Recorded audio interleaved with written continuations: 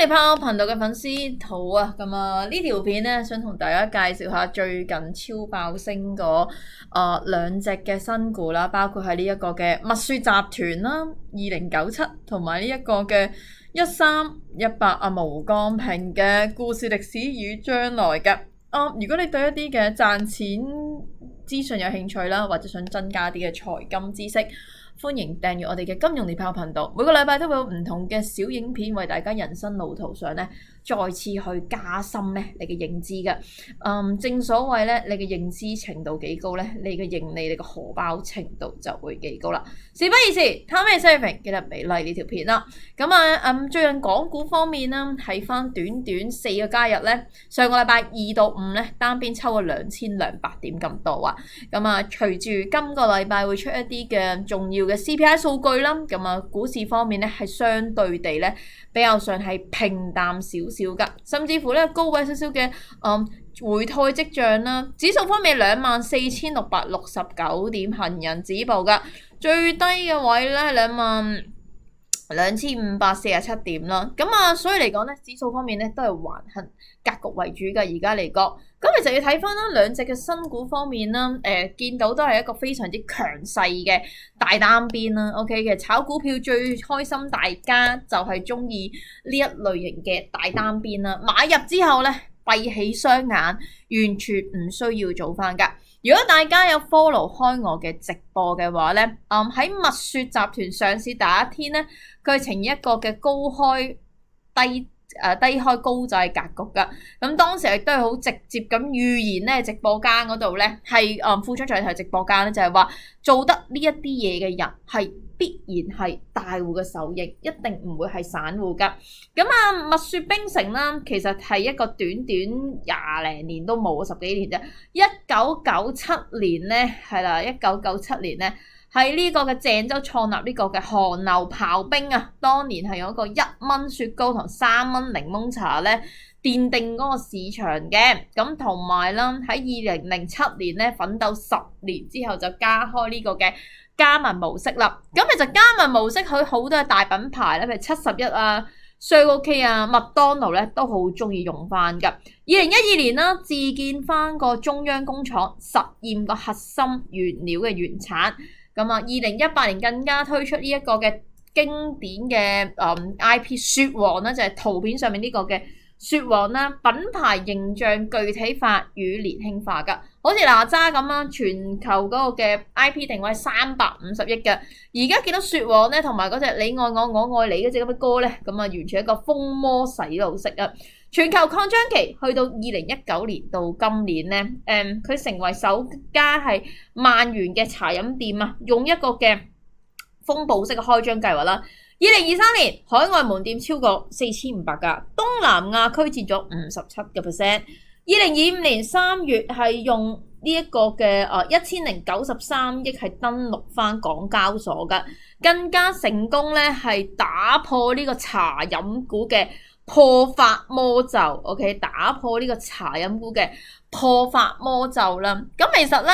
好多時咧，各位觀眾們咧，係咪真係抽 IPO 嘅時候咧，都好驚啦 ，OK， 即係好驚，哇！佢究竟係會唔會升嘅咧 ？OK， 會唔會係瀨嘢嘅咧？係啦，咁其實呢一個嘅話咧，喺抽IPO 嘅時候咧，都係會有少少嘅玄機喺度嘅 ，OK， 係有少少嘅玄機喺度啦。咁其實睇翻啦，呢個嘅蜜雪冰城嚟講啦，其實佢係有嘅發行股份咧，係呢個嘅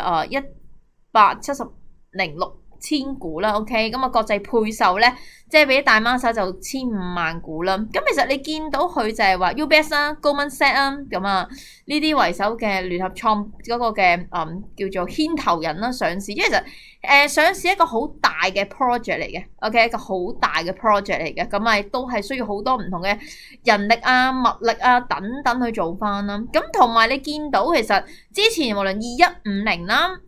奈雪的茶啦、茶百道啦，首日表現都唔好嘅，甚至乎係深潛嘅。咁其實咧，我覺得蜜雪上市嘅時候嘅話咧，佢嗰個時機係非常之好嘅。配搭住我哋講過一個大單邊升幅嘅期間咧，市場氣氛係一個非常之好嘅狀態啦。咁你見到上市嗰陣時候咧，3月3號啊 ，OK 已經係爆升咗43.21%啦，報呢一個嘅290蚊港紙收㗎。上市已經係1000億市值啦。隨後嘅話咧，其實你見到係不停咁樣去攀升翻啦，攀升到去今日最高，琴日最高嘅頂部448蚊啊，非常好意頭啦。咁你見到亦都係市值突破咗成1600億嘅位置啦。咁啊，亦都係遠超翻奈雪之茶嘅22.5億啦。股銘嘅係啦，股銘其實呢幾日都係狂升緊㗎，不過咧都係爭好遠，股銘都有354啫。睇翻其實佢前3個嘅營收咧都係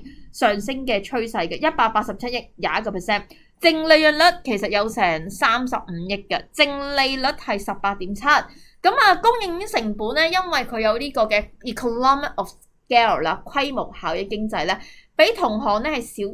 30%㗎。收入97%係嚟自加盟商嘅銷售食品設備，形成呢個係賣產嘅業務啦，即係佢唔係賣一個嘅產品，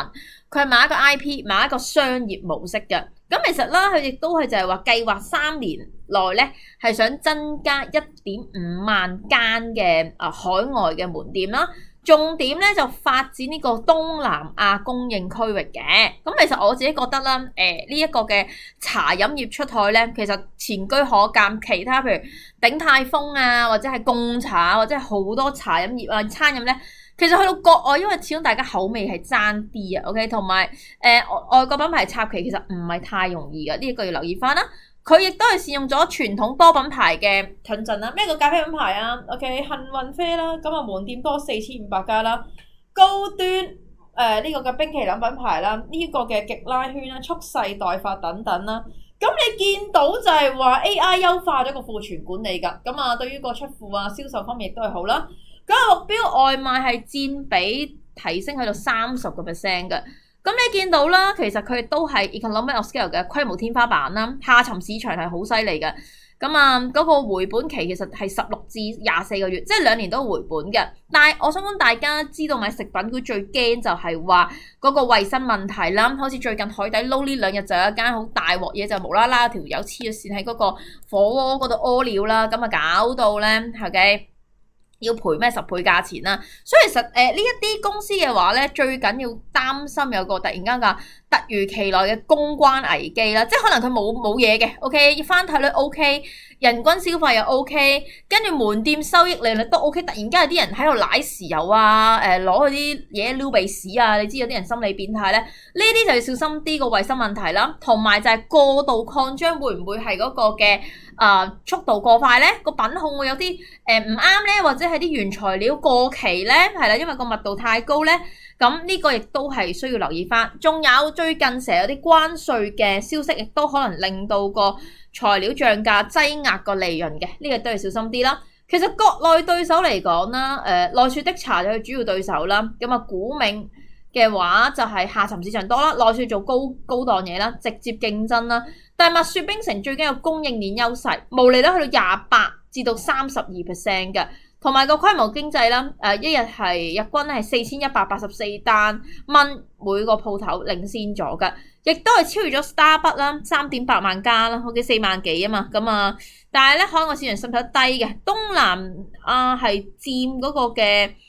收係海外嘅70%，咁對應嗰個喜茶啦，同埋嗰個嘅 Momoyo 咧，即係印尼本土品牌有啲挑戰嘅。其實咧，我認為蜜雪冰城係極致嘅性價比啦、供應鏈啦同文化 IP 3為一體嘅。咁上次都係一個資本許可啦。咁下一步睇下可唔可以成功野蠻增長咧，同埋個平台擴張咧，先至會喺嗰個紅海市場之中領跑嘅。OK， 所以我覺得佢嗰條路唔會平坦啦。同埋你話個股價方面去到呢啲位400幾蚊去衝500蚊咧，我覺得個阻力係會越嚟越大嘅，因為超短線個誘因係會越嚟越大啦。係會係喐到嘅，同埋大家炒呢啲股份嘅話咧，最緊要及住有個解禁期啊，係啦，即係 ETF 佢有解禁期表啦，就係話佢每一日佢有解禁股票，就係話譬如佢嗰個半年期嘅解禁啦、1年期嘅解禁啦等等嘅解禁嘅話咧，佢會有一啲唔同嘅位喺度嘅 ，OK， 解禁位有啲唔同嘅位喺度嘅，咁所以嘅話你係會 feel 到一件事，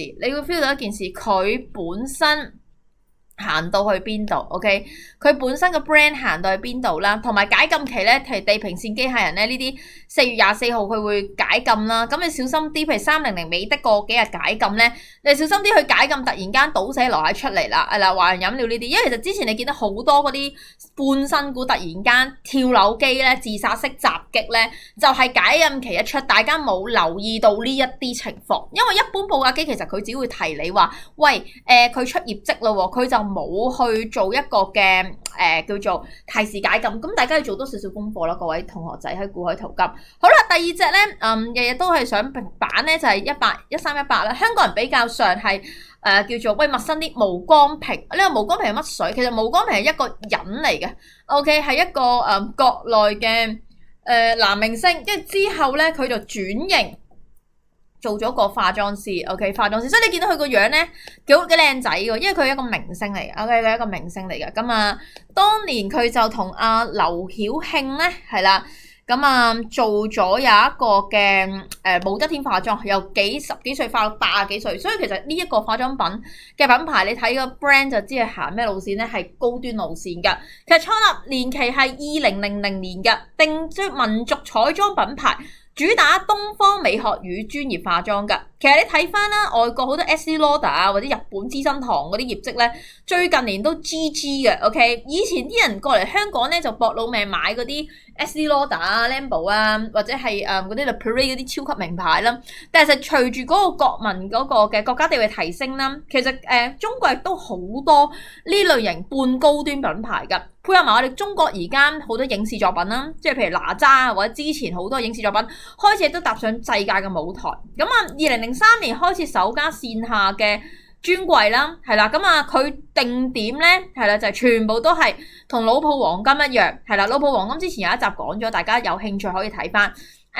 係做呢一啲嘅高端百貨公司啦，同埋一啲嘅國貨品牌等等啦。咁其實截至到舊年嘅6月已經有372個專櫃，全國排名第2㗎。佢嗰個文化就係產品啦、培訓啦、研發啦、閉環啦，通過化妝培訓反哺呢個嘅產品創新，例如將戲曲嘅光影美學融合翻去底妝嘅產品文化。2023年其實佢嘅市佔率唔好多，1.8%，亦都係中國10大高端品牌嘅唯一一個本土品牌。OK。咁其實佢喺舊年12月10號上市嘅時候咧，已經係大升咗呢個76.51% 啦，阿毛毛係啦，咁之後就沉寂咗一排啦，跟住最近咧又發癲係咁爆升上去啦。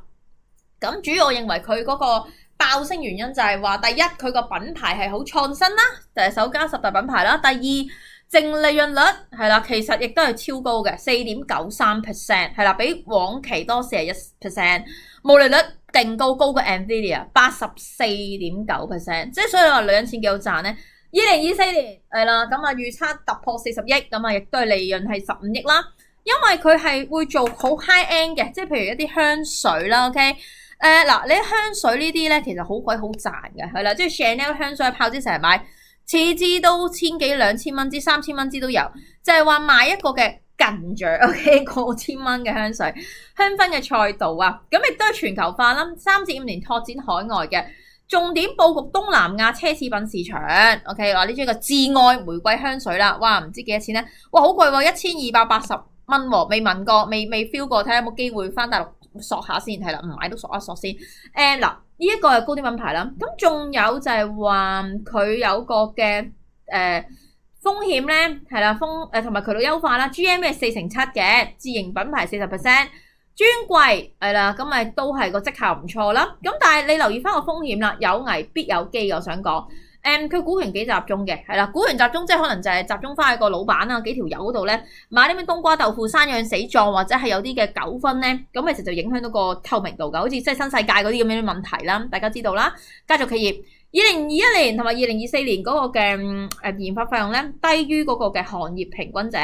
需要提升國際嘅競爭力。OK， 咁啊，另外啦，競爭加劇啦，抖音白牌三支糖用低價去搶個市場份額啦。OK， 咁啊，你見到2025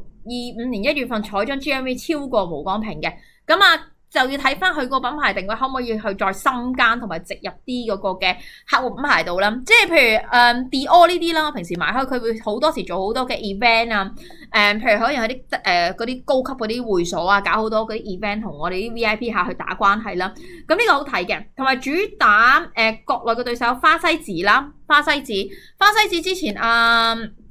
直播小王子咧賣嗰個咩眉筆100蚊嗰個買唔起叫彈開嗰個咧，其實呢一個就係另一個 brand 係國內會係有個嘅攻擊力俾佢啦。OK， 咁啊，另外因為佢 GMV 都勁嘅14億嘅，係啦，2024抖音12億咁啊，低於少少啦。OK， 另外一個嘅韓速啦，